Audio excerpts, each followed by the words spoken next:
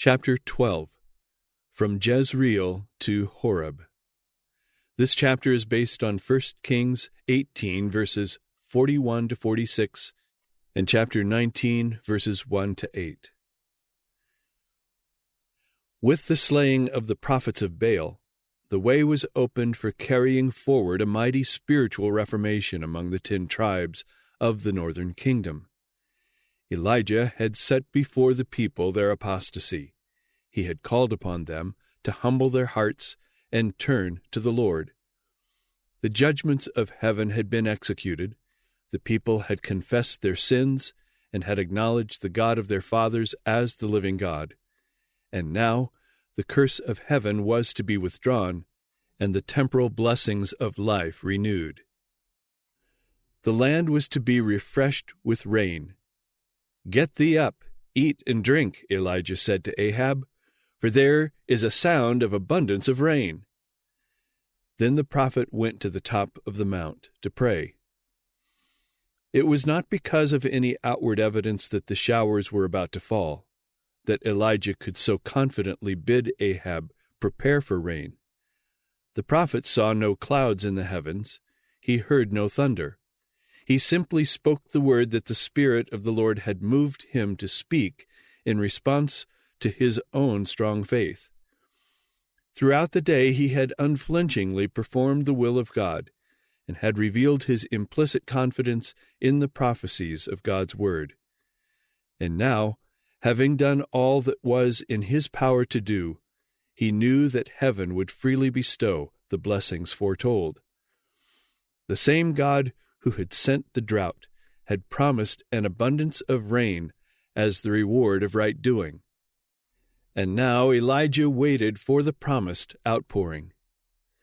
In an attitude of humility, his face between his knees, he interceded with God in behalf of penitent Israel. Again and again Elijah sent his servant to a point overlooking the Mediterranean to learn whether there were any visible token that God had heard his prayer. Each time the servant returned with the word, "There is nothing." The prophet did not become impatient or lose faith, but continued his earnest pleading. 6 times the servant returned with the word that there was no sign of rain in the brassy heavens. Undaunted, Elijah sent him forth once more, and this time the servant returned with the word, "Behold, there ariseth a little cloud out of the sea like a man's hand." This was enough. Elijah did not wait for the heavens to gather blackness. In that small cloud he beheld by faith an abundance of rain.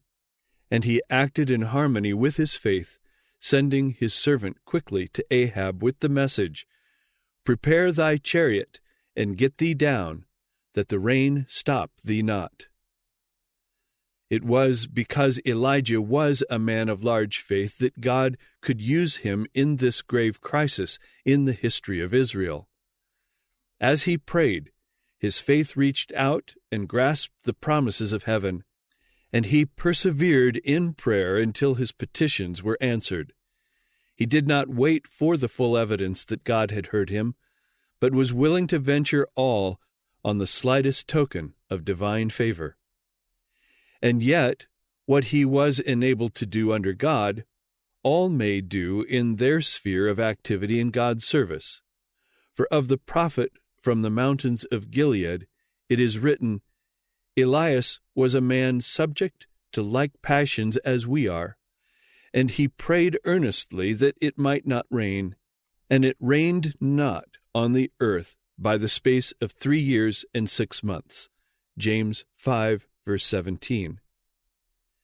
Faith such as this is needed in the world today. Faith that will lay hold on the promises of God's word and refuse to let go until heaven hears. Faith such as this connects us closely with heaven and brings us strength for coping with the powers of darkness.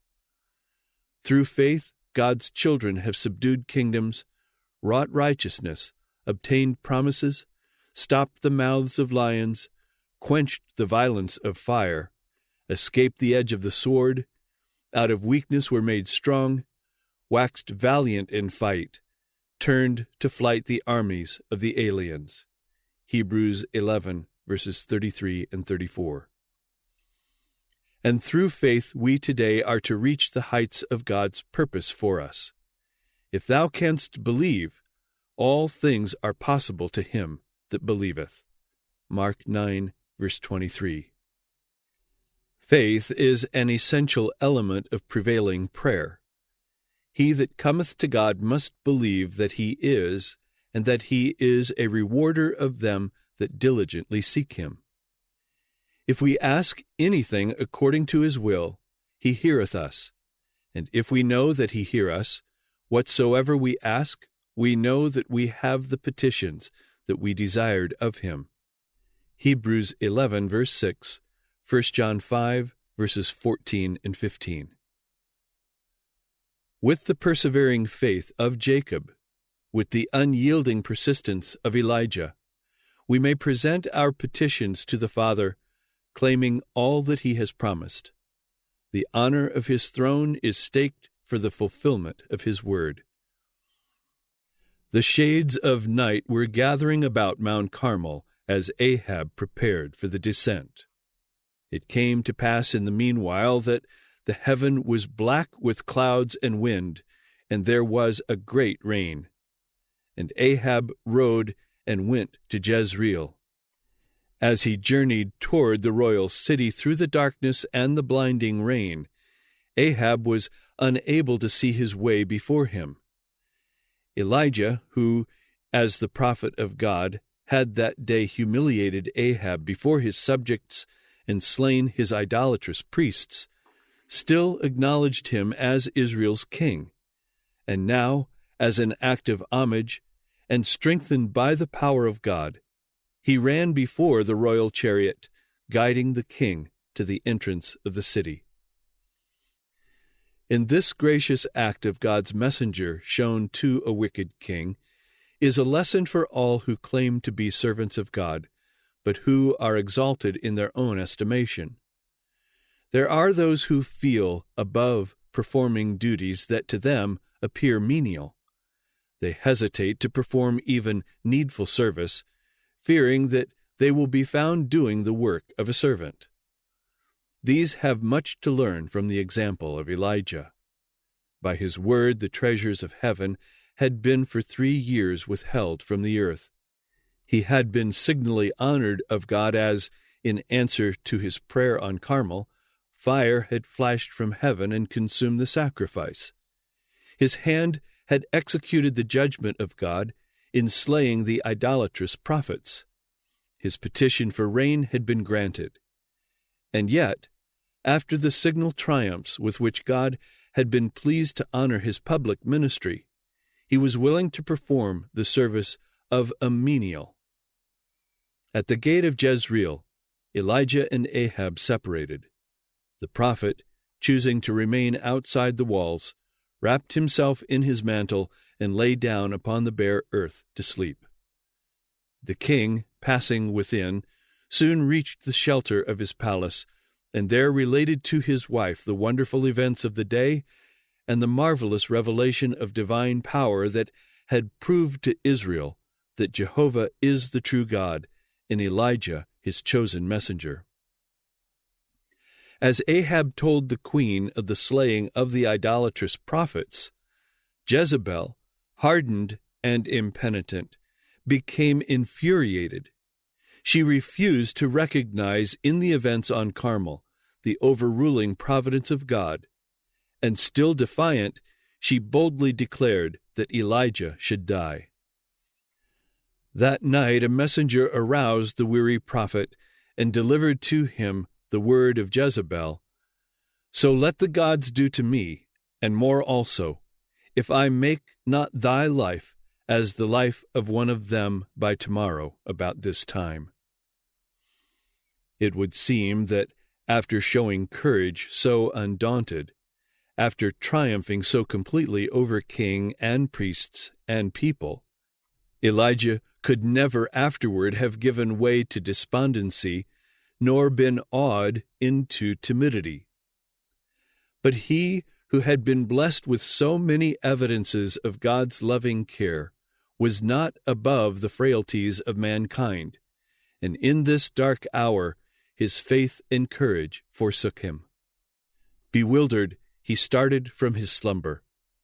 The rain was pouring from the heavens, and darkness was on every side. Forgetting that 3 years before God had directed his course to a place of refuge from the hatred of Jezebel and the search of Ahab, the prophet now fled for his life. Reaching Beersheba, he left his servant there, but he himself went a day's journey into the wilderness. Elijah should not have fled from his post of duty. He should have met the threat of Jezebel with an appeal for protection to the one who had commissioned him to vindicate the honor of Jehovah. He should have told the messenger that the God in whom he trusted would protect him against the hatred of the queen.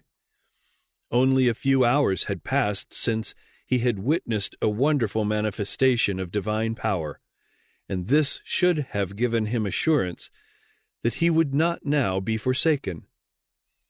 Had he remained where he was, had he made God his refuge and strength, standing steadfast for the truth, he would have been shielded from harm. The Lord would have given him another signal victory by sending his judgments on Jezebel, and the impression made on the king and the people would have wrought a great reformation. Elijah had expected much from the miracle wrought on Carmel. He had hoped that after this display of God's power, Jezebel would no longer have influence over the mind of Ahab, and that there would be a speedy reform throughout Israel. All day on Carmel's height he had toiled without food, yet when he guided the chariot of Ahab to the gate of Jezreel, his courage was strong despite the physical strain under which he had labored. But a reaction such as frequently follows high faith and glorious success was pressing upon Elijah. He feared that the reformation begun on Carmel might not be lasting, and depression seized him. He had been exalted to Pisgah's top. Now he was in the valley. While under the inspiration of the Almighty, he had stood the severest trial of faith. But in this time of discouragement, with Jezebel's threat sounding in his ears, and Satan still apparently prevailing through the plotting of this wicked woman, he lost his hold on God.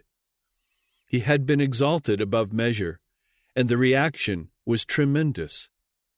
Forgetting God, Elijah fled on and on until he found himself in a dreary waste alone. Utterly wearied, he sat down to rest under a juniper tree, and sitting there, he requested for himself that he might die. "It is enough now, O Lord," he said. "Take away my life, for I am not better than my fathers." A fugitive, far from the dwelling places of men, his spirits crushed by bitter disappointment, he desired never again to look upon the face of man. At last, utterly exhausted, he fell asleep. Into the experience of all there come times of keen disappointment and utter discouragement, days when sorrow is the portion, and it is hard to believe that God is still the kind benefactor of his earth-born children. Days when troubles harass the soul, till death seems preferable to life. It is then that many lose their hold on God and are brought into the slavery of doubt, the bondage of unbelief. Could we at such times discern with spiritual insight the meaning of God's providences, we should see angels seeking to save us from ourselves, striving to plant our feet upon a foundation more firm than the everlasting hills, and new faith, new life would spring into being. The faithful Job, in the day of his affliction and darkness, declared, Let the day perish wherein I was born. Oh, that my grief were thoroughly weighed, and my calamity laid in the balances together. Oh, that I might have my request, and that God would grant me the thing that I long for, even that it would please God to destroy me, that he would let loose his hand and cut me off. Then should I yet have comfort. I will not refrain my mouth. I will speak in the anguish of my spirit. I will complain in the bitterness of my soul. My soul chooseth death rather than life. I loathe it. I would not live always. Let me alone, for my days are vanity. Job 3, verse 3, chapter 6, verses 2 and 8 to 10, Job 7, verses 11, 15, and 16. But though weary of life, Job was not allowed to die. To him were pointed out the possibilities of the future, and there was given him the message of hope. Thou shalt be steadfast, and shalt not fear, because thou shalt forget thy misery, and remember it as waters that pass away. And thine age shall be clearer than the noonday. Thou shalt shine forth. Thou shalt be as the morning, and thou shalt be secure. Because there is hope, thou shalt lie down, and none shall make thee afraid. Yea, many shall make suit unto thee, but the eyes of the wicked shall fail, and they shall not escape, and their hope shall be as the giving up of the ghost. Job 11, verses 15 to 20. From the depths of discouragement and despondency, Job rose to the heights of implicit trust in the mercy and the saving power of God. Triumphantly he declared, Though he slay me, yet will I trust in him. He also shall be my salvation. I know that my Redeemer liveth, and that he shall stand at the latter day upon the earth. And though after my skin worms destroy this body, yet in my flesh shall I see God, whom I shall see for myself, and mine eyes shall behold, and not another. Job 13, verses 15 and 16, and chapter 19, verses 25 to 27. The Lord answered Job out of the whirlwind, and revealed to his servant the might of his power. When Job caught a glimpse of his Creator, he abhorred himself and repented in dust and ashes. Then the Lord was able to bless him abundantly and to make his last years the best of his life. Hope and courage are essential to perfect service for God. These are the fruit of faith. Despondency is sinful and unreasonable. God is able and willing, more abundantly, to bestow upon his servants the strength they need for test and trial. The plans of the enemies of his work may seem to be well laid and firmly established, but God can overthrow the strongest of these.